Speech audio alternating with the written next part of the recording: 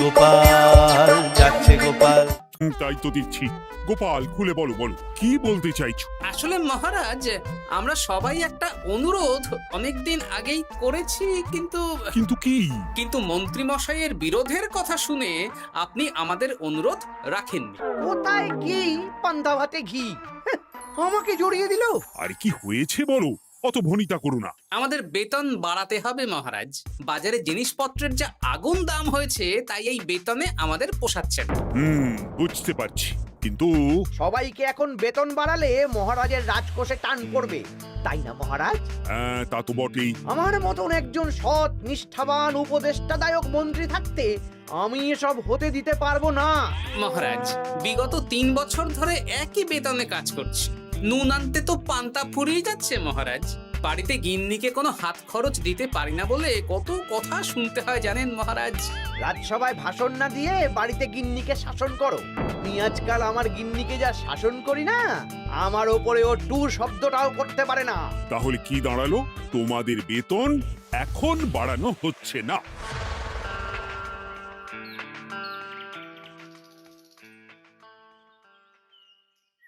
আবার ঘুরে ফিরে আমরা সেই এক জায়গায় পৌঁছে গেলাম। মন্ত্রী মশাই মহারাজকে বললেন, আর মহারাজ আমাদের প্রস্তাব নাকচ করে দিলেন।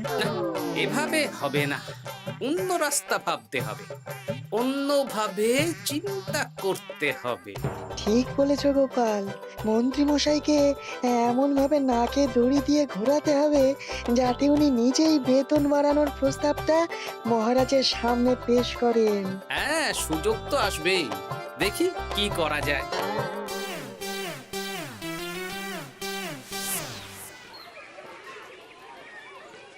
সারাদিন তোদের খেলাধুলো চলছে। আরে, পড়াশোনা ভুলে গেছিস নাকি? হ্যাঁ, বেশি পড়াশোনা করে কি হবে দাদু? বুদ্ধিমান হবি, পরে ভালো চাকরি করবি, ব্যবসা করবি, আনন্দে খুশিতে দিন কাটাবি। এখন তো আমরা আনন্দেই আছি দাদু। চুপ! শোন, আমরা একটা কাজ করে দিতে পারবি? কি কাজ বলো দাদু? তোরা ফাঁকতালে মন্ত্রী মশাইয়ের উপরে নজর রাখবি।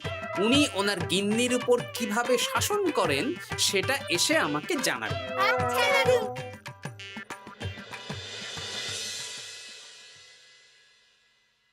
এই শোনো না, কান খোলা আছে? চট করে বলে ফেলো, ঝট করে শুনে ফেলি। একটা তোমার কাছে আবদার করছি, আবদার? রাগ করো না জানো। হ্যাঁ, তা কি আবদার শুনি? আমাকে 5টা মোহর দেবে গো। 5 মোহর? সামান্য 5 মোহরই তো, দাও না গো। একটা জিনিস না আমার পছন্দ হয়েছে, কিনবো। আমার কাছে এখন 5 মোহর নেই, ট্যাগ খালি। একদম বাজে কথা বলবে না তো। আমি মোহর চাইলেই তোমার ট্যাগ খালি হয়ে যায় না। এই বিরক্ত করো না তো। তুমি জানো 5 মোহর রোজগার করার জন্য আমাকে কত খাটতে হয়, কত পরিশ্রম করতে হয়? কি পরিশ্রম করো শুনি? রোদ ঝড় জল পেরিয়ে রাজসভায় চাকরি করতে যাই গিন্নি। সে তো যেতেই হবে। তাহলে তুমি বলো, আমাকে কত পরিশ্রম করতে হয়, কত মাথা খাটাতে হয়। মাথা ঘামাতে ঘামাতে আমার মাথার সব চুল যে উঠে গেল। এ উঠে যাক, তুমি আমাকে এত কথা না বলে 5টা মোহর দেবে কিনা বলো সেটা। তুমি কি এমন পরিশ্রম করো যে তোমাকে 5 মোহর দেব? বেশ, দিতে হবে না। এবার আমার পরিশ্রমের মূল্য আমি বুঝে নেব।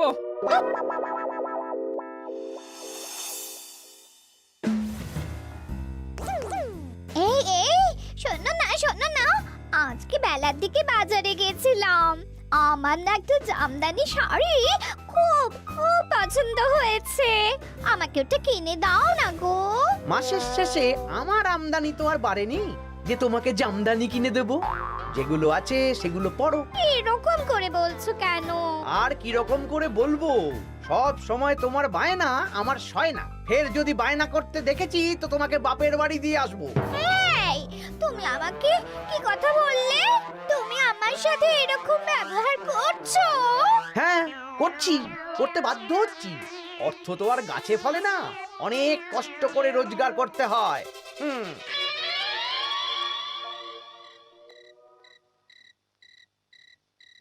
আহ, কি সুন্দর গন্ধ! গন্ধেই প্রাণটা ভরে গেল গিন্নি। আজকে রাতে কষা মাংস আর রুটি, প্রাণ পেট সব ভরবে। হ্যাঁ, খাবার আগে পরিশ্রমের মূল্য দিতে হবে, না হলে আমার বানানো খাবার স্পর্শ করবে না। পরিশ্রমের মূল্য সেটা আবার কি গিন্নি? এই 2 মোহর দিতে হবে। মানে এই যে হাত পুড়িয়ে রান্না করলাম সেটার মূল্য। আগুনের সামনে বসে বসে রুটি মাংস বানাতে বুঝি কষ্ট হয় না? কিছুই তো বুঝতে পারছি না। তুমি নিজেই তো সন্ধেবেলা আমাকে কত কথা বললে।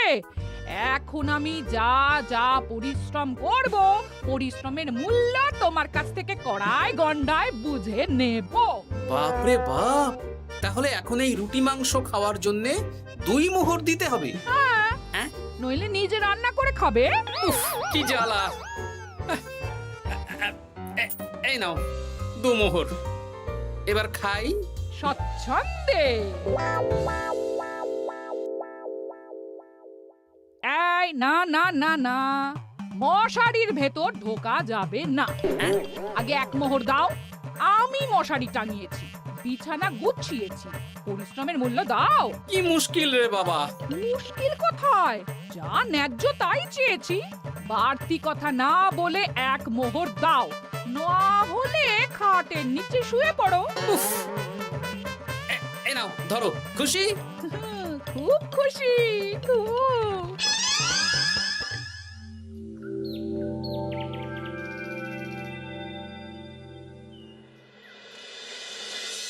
ফতুয়াটা কোথায় গেল? ফতুয়া। আরে ও গিন্নি, এই না তোমার ফতুয়া, আমি কেচে মার দিয়ে শুকিয়ে রেখেছি। এটা পরে রাজসভায় যাও। ও, এই তো চাই। আমারও চাই। তোমার আবার কি চাই? 2 মোহর, পরিশ্রমের মূল্য দিলে দাও, না হলে খালি গায়ে রাজসভায় যাও। হ্যাঁ, উফ, কি জ্বালা। জ্বালা কিসের? আমি তো আমার পরিশ্রমের মূল্য চাইছি। হ্যাঁ, এই নাও ধরো। এরকম খুচখাচ নাচে একবারে বলো তো কত মোহর লাগবে? তুমি তো আমার কাছের লোক, তাই প্রত্যেকদিন 3 মোহর করে দিও। হ্যাঁ প্রত্যেক দিন? হ্যাঁ, প্রত্যেকদিন। আমার হাত খরচ গো। উফ, কি জ্বালা। ওই দেখ, দাদু কিরকম শুকনো আমসত্ত্বের মতো মুখ করে আসছে। কি হলো দাদু? দিদার সাথে ঝগড়া হয়েছে নাকি? না না, ঝগড়া না, অনেক জ্বালা। তোদের আর কি বলবো। যাই হোক, ওই মন্ত্রী মশাইয়ের খোঁজ নিয়েছিলি? হ্যাঁ দাদু, গতকাল সন্ধ্যাবেলা মন্ত্রী মশাইয়ের শাসন দেখে এলাম, ভাষণ শুনে এলাম। কিরকম? গতকাল সন্ধ্যাবেলা আমার না একটা জামদানি শাড়ি খুব খুব পছন্দ হয়েছে। মাসের শেষে আমার আমদানি তো আর বাড়েনি যে তোমাকে জামদানি কিনে দেব। সব সময় তোমার বায়না আমার সয় না। ফের যদি বায়না করতে দেখেছি তো তোমাকে বাপের বাড়ি দিয়ে আসবো। আচ্ছা, এই ব্যাপার। এই তো এবার আমার জ্বালা মিটবে, চিন্তা কমবে। কিসের জ্বালা? কিসের চিন্তা দাদু? সেসব জেনে কাজ নেই তোদের ভোলার দোকানের মিষ্টি খাইয়ে দেবো। হ্যাঁ, এখন রাজসভায় যাব, তারপর দুপুর বেলা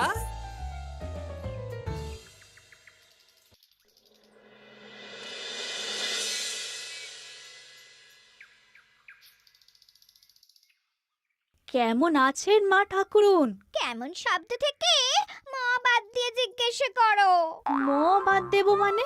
জিজ্ঞেস করো কেন আছি। কি হয়েছে আপনার? তোমাদের মন্ত্রী মশাই আজকাল কেমন খেটে হয়ে গেছেন। কিছু আবদার করলেই চিৎকার চেঁচামেচি করেন, আর একটাই ভয় দেখান, বাপের বাড়ি দিয়ে আসবো।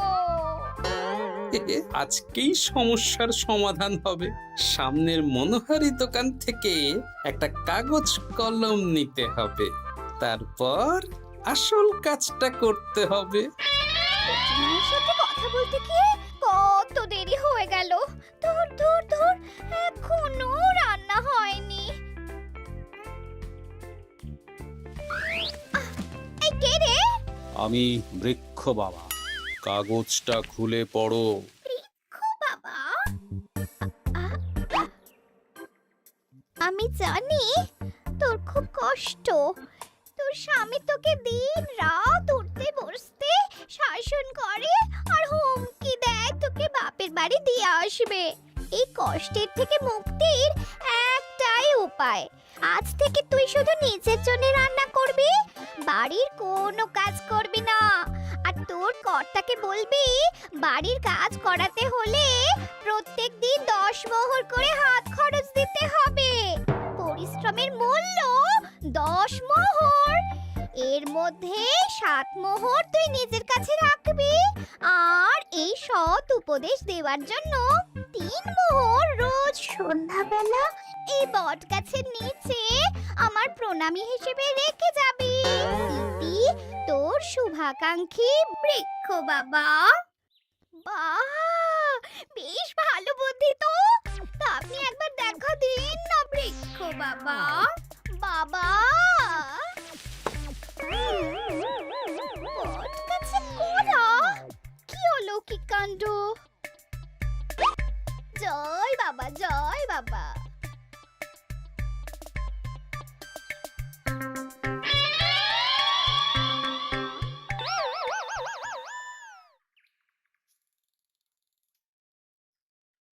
আরে গিন্নি, তুমি একা একা খেতে বসে পড়েছো?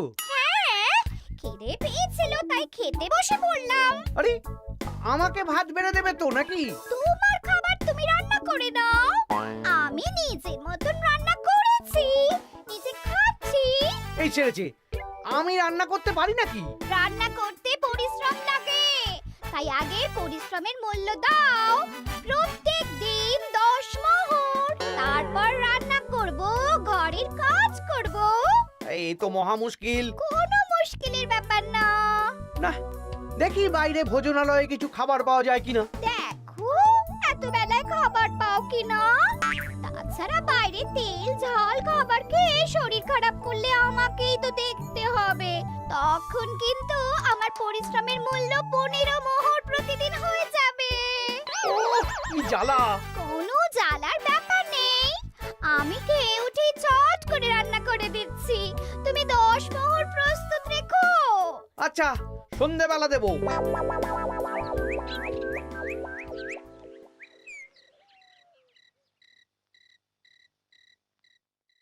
এই নাও সন্ধেবেলার তেলে ভাজা মুড়ি। এই নাও আজকের হাত খরচ 10 মোহর। বলছি, প্রত্যেকদিন 10 মোহরটা একটু বেশি হয়ে যাচ্ছে না? তবে যাও, বাইরের খাবার খাও, আমি নিজের মতন নিজের কাজ করব। খাবো, দাবো, ঘুমাবো, সংসারের কোনো কাজ করব না। কি জ্বালা!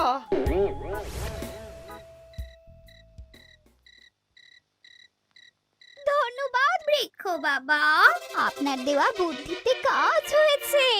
এই যে আপনার প্রণামী 3 মোহর আমি এই বটতলায় রেখে গেলাম। জয় বৃক্ষ বাবা, জয়।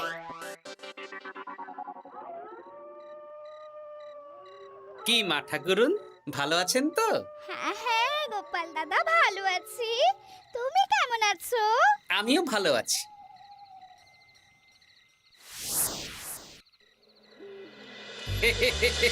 এই তো ওষুধে তার মানে কাজ হয়েছে, 3 মোহর পেয়ে গেলাম। এই নাও গিন্নি, 3 মোহর তোমার আজকের পরিশ্রমের মূল্য। তুমি এত ভালো হয়ে গেলে কবে থেকে গো? আমার আবদার শুনছো যে? তুমি আমার 7টা না 5টা না, একটা মাত্র বউ, আবদার তো শুনতেই হবে। হ্যাঁ,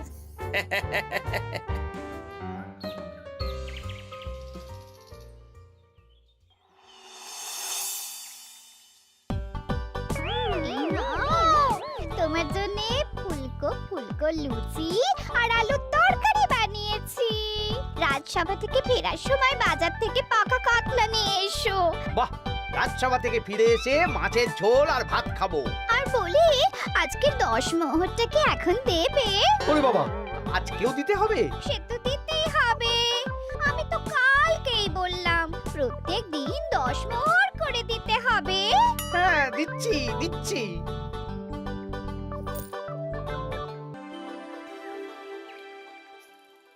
মন্ত্রীমশাই কেমন আছেন? আপনার মুখটা কেমন শুকনো শুকনো লাগছে। শুকনো তো হবেই। প্রত্যেক দিন গিন্নিকে হাত খরচ বাবদ 10 মোহর করে দিচ্ছি। 500 মোহর বেতন পাই। এইভাবে চলতে থাকলে 300 মোহর তো গিন্নিকেই দিতে হবে। সে তো দিতেই হবে, মা ঠাকুরুন এত পরিশ্রম করেন। আমিও আমার গিন্নিকে রোজ 3 মোহর করে হাত খরচ দিই, কিন্তু আমার মনটা বেশ ফুরফুরেই আছে। বাবা, আমার কষ্ট দেখে তোমার আনন্দ হচ্ছে নাকি? না না, কি যে বলেন। একটু দেরি হয়ে গেল। যাই হোক, আলোচনা শুরু করা যাক। এর একটা বিহিত করতেই হবে।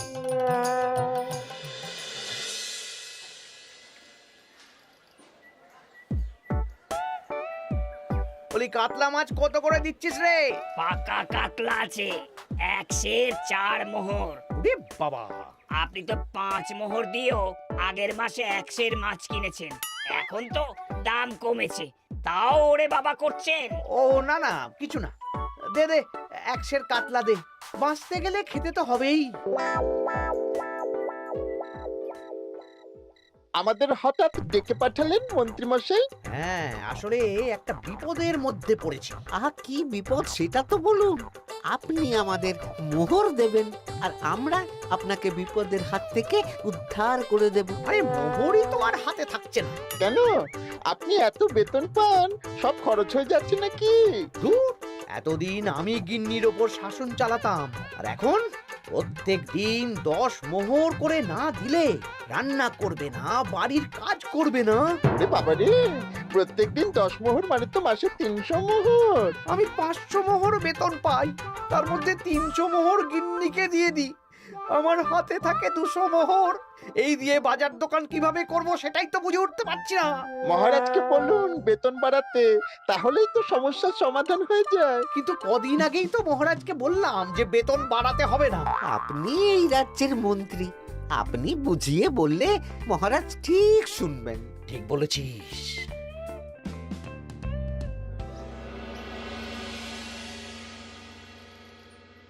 বুঝলে সবাই, আজ আমি মহারাজের কাছে আমাদের সবার বেতন বাড়ানোর প্রসঙ্গ তুলবো। কেন? এই তো আপনি কদিন আগে বললেন বেতন বাড়ানো যাবে না। আরে বাবা, বেতন না বাড়ালে এরপর আমাকে পথে বসতে হবে, বুঝতে পারছো না? বেশ, এতদিনে আপনার সুমতি হলো তাহলে। আর মহারাজ যদি রাজি না হন? তাহলে আমরা সবাই একসাথে আন্দোলন করব, মন্ত্রী মশাই আমাদের পাশে থাকলেই হবে। হ্যাঁ, থাকবো থাকবো। মহারাজ, আমার একটা আর্জি ছিল। কি আর্জি বলো মন্ত্রী? আমি অনেক ভেবে দেখলাম, কয়েকদিন আগে সভাসদেরা ঠিক কথাই বলেছিল। কি ঠিক কথা? মানে বাজারে জিনিসপত্রের দাম বেড়ে দ্বিগুণ হয়েছে, কিন্তু আমাদের বেতন একই রয়েছে। হ্যাঁ, মানছি, কিন্তু হঠাৎ করে আমি বেতন বাড়াতে পারবো না। তুমি নিজেই বলেছো রাজকোষে টান পড়বে, এখন তুমি নিজেই আবার অন্য কথা বলছো। বলতে বাধ্য হচ্ছি মহারাজ, সংসারের খরচ সামলাতে গিয়ে মাথা খারাপ হয়ে যাচ্ছে। আমাদের বেতন বাড়াতে হবে। বাড়াতে হবে, বাড়াতে হবে। হ্যাঁ মহারাজ, এভাবে চলতে পারে না। রাজ্যের রোজগার বাড়ছে, কিন্তু আমাদের বাড়বে না। তাহলে এই রাজসভায় চাকরি করে কি লাভ মহারাজ?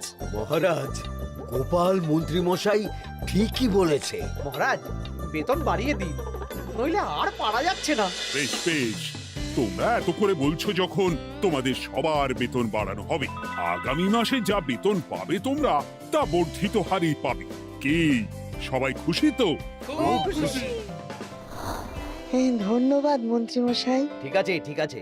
আরে ধন্যবাদ আমাকে দাও বিজ্ঞানী, আমার জন্যই তো বেতন বাড়লো। মনোজা, আরে আমি তো মহারাজকে বললাম বেতন বাড়ানোর কথা। আপনি তো নিজের মন থেকে এমনি এমনি বলেননি, মানে আমি আপনাকে বলিয়েছি মন্ত্রী মশাই। তুমি আবার কখন বলালে? এই যে রোজ আপনার 10 মোহর করে খরচ হয় গিন্নিমার হাত খরচ বাবদ, সেটা তো আমার বুদ্ধিতেই। আরে কি বলছোটা কি? ঠিকই বলছি। কিছুদিন আগে একটা বট গাছের নিচ দিয়ে আপনার গিন্নি যাচ্ছিলেন।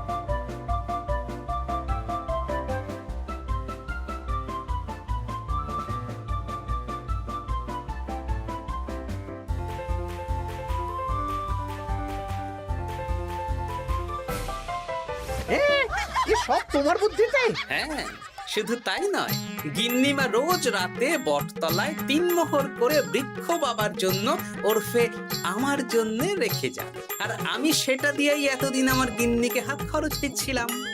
হ্যাঁ নয়, হ্যাঁ, কিন্তু আর লাগবে না। এবার তো বেতন বেড়ে গেল, আর কোনো সমস্যা হবে না। গিন্নিমাকে ব্যাপারটা বুঝিয়ে বলে দেবেন, কেমন?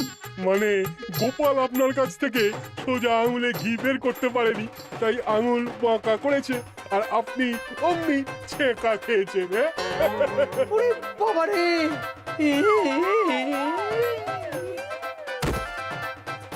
এই তোলো তোলো, মন্ত্রী মশাইকে তোলো। যা ছ্যাঁকা খেয়েছেন, এখন কদিন আর ওনার জ্ঞান ফিরবে না। বৈদ্য, চিকিৎসা শুরু করো। আসছে গোপাল, যাচ্ছে গোপাল।